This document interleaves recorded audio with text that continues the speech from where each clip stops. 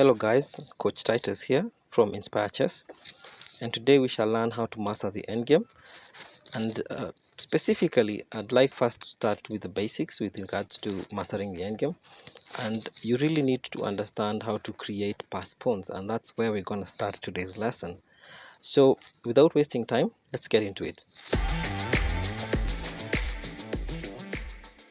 So, once most of the pieces have come off the board, focus on getting another queen. You can do that by creating a passed pawn. A passed pawn is a pawn with no opposing pawns that could ever block it or even capture it. Once you have a passed pawn, it's easier to advance it to promote.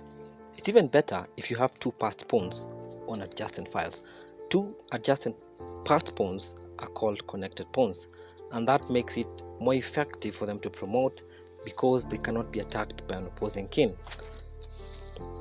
So for instance, if you look at this position, we have two white pawns, and let's look at the pawn on e4. Is the pawn on e4 a passed pawn? No, it's not a passed pawn because it's blocked by the e5 pawn. And let's look at the pawn on a5. Is the pawn on a5 a passed pawn? Yes, it's a passed pawn, meaning this pawn can effectively cross over and go to the a8 square without any opposition by any pawn. So one important feature of pawns being passed is for them being connected. Let's look at this example. If white wants to promote this passed pawn, he can easily play b5, but after white plays c5, this pawn can no longer promote because it will be captured by the pawn. Okay, let's look at this situation where white has two passed pawns and they are connected, meaning they're on adjacent files. One is on the b file, the other is on the c file. So these two pawns are connected pawns. So if white plays, for instance, b5 and the king goes to c5 trying to capture either of the two pawns, the king can maybe move anywhere. And if black plays king times c4, that pawn will successfully promote because the king is not able to capture that pawn. So it's very important to have passed pawns, but it's even more advantageous and more effective to have two passed connected pawns. So how do you create a passed pawns? One of the ways to create a passed pawns is to have what we call a pawn majority on one side. So whenever you have more pawns than your opponent on one side of the board compared to your opponent, it simply means that you have a pawn majority.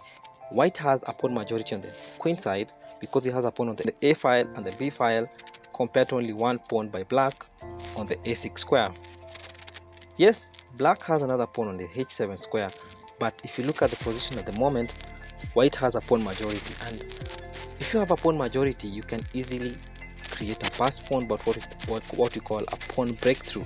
So for instance, the best move by white in this position will be b5, and that forces black to capture, because if he does not capture, you can even just proceed and push the pawn or even capture back the pawn on a6. So after b5 is played, black has to capture the pawn, white captures back, and of course even if black tries to promote his pawn, the fact that you have a pawn majority simply means that you easily win the game.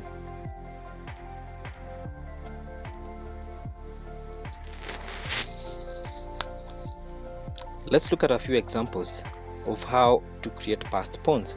So in this first example that I'm showing you on the board, it's white's turn to play, and black seems to have a very good passed pawn on the h file, remaining with two moves to play. But how can white proceed and win the game? So look at the position just a moment and let me see if you can get the answer, but let me just proceed and show you how to do it. So the best move by white here will be to play b6.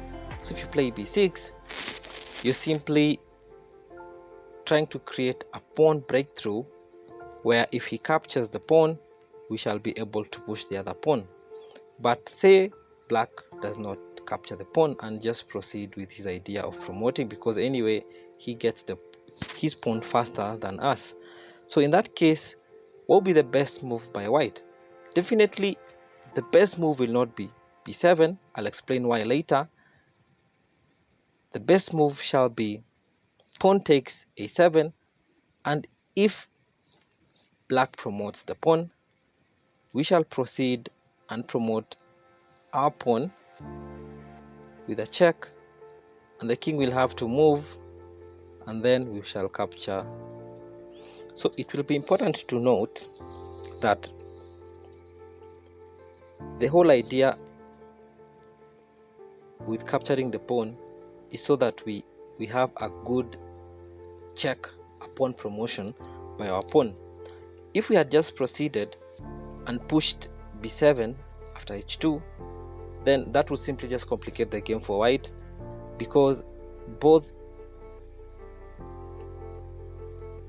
the players will have queens, and of course it will not be an obvious win for white. So black's bishop is protecting both pawns on two diagonals. Which pawn should you advance to force a winning queen versus a bishop ending?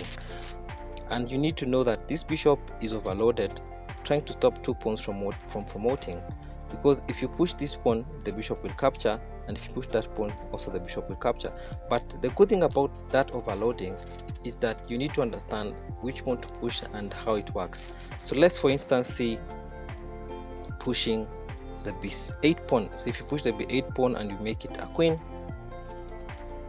the bishop will go ahead and capture with a check, so meaning you're forced to capture. And of course the black king will move towards the pawn, and you will not successfully promote the pawn to a queen because it will easily be captured. So how would you do it? The best move by white here would be to start by pushing this other pawn, because if you start with the other pawn, you've seen it will become a draw. And now if you push that pawn to g7, bishop captures, then we have this pawn promote to a queen, and of course in this position white should just comfortably win the game. In this new position, can you find the best move by white that shall guarantee that this pawn on the h6 square shall promote? Take a moment and look and see if you can find the best move. Yes, I think you guessed it right. The best move here would be bishop d3 check. For obvious reasons, you want the king to come towards the d3 square, and then we can easily push our pawn. That would be the best way to promote the pawn. So why was d3 the best move? This is because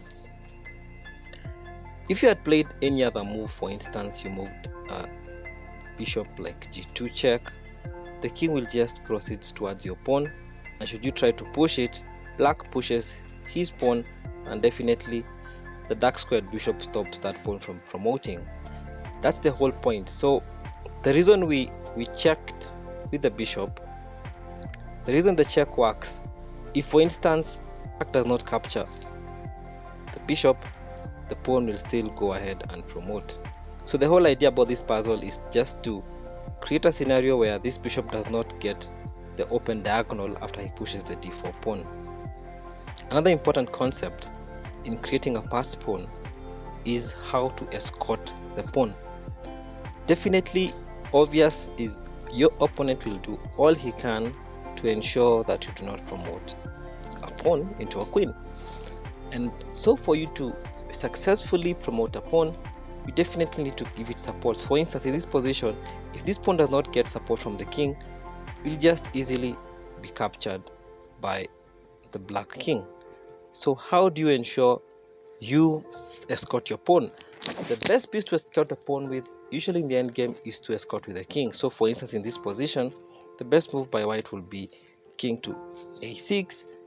If king goes to c8, trying to stop us from putting the pawn into b8, we can go ahead and play king a7, and now we are stopping that king from having any access to the b8 pawn, and this pawn will definitely promote unstoppably because it go with check and then definitely win the game. So we shall proceed with this series of lessons in our next class, still on promoting pawns and how to master your endgames, and there's so many more concepts that you need to learn with regards to the endgame. So see you in the next class. Bye.